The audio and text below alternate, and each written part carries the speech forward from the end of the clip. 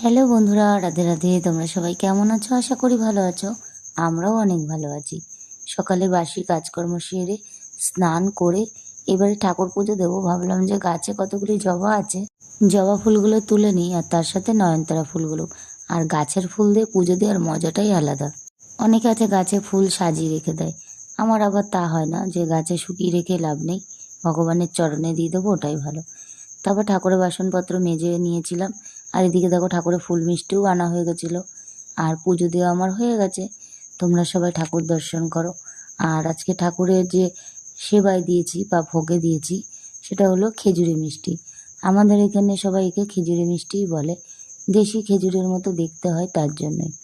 আর এদিকে দেখো মা মনসার পুজো দেওয়া হয়ে গেছে। মায়ের মঙ্গল ঘট দর্শন করো।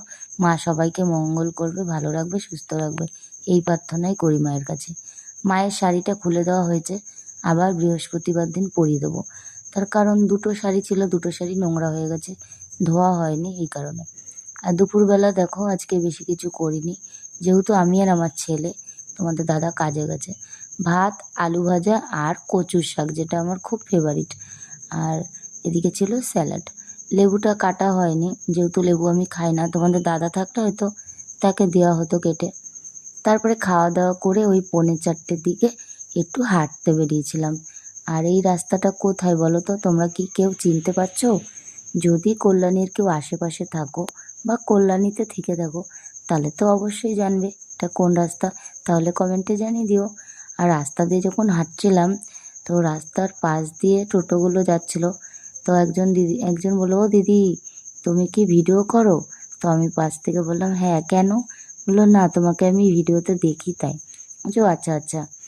তারপরে দেখো রাস্তা দিয়ে যাচ্ছি যখন, পাশেই এক বাড়িতে একটা আম গাছ দেখতে পেলাম। প্রচুর পরিমাণে আম হয়েছে। চলো জুম করে দেখাই তোমাদেরকে। কতটা পরিষ্কারভাবে দেখতে পাচ্ছ জানি না, কারণ আমার ক্যামেরা কোয়ালিটি ভালো ছিল না। তারপর বাড়ি এসে সন্ধ্যা পুজো দিয়ে সন্ধ্যায় একটু চাউমিন খেয়ে নিয়েছিলাম।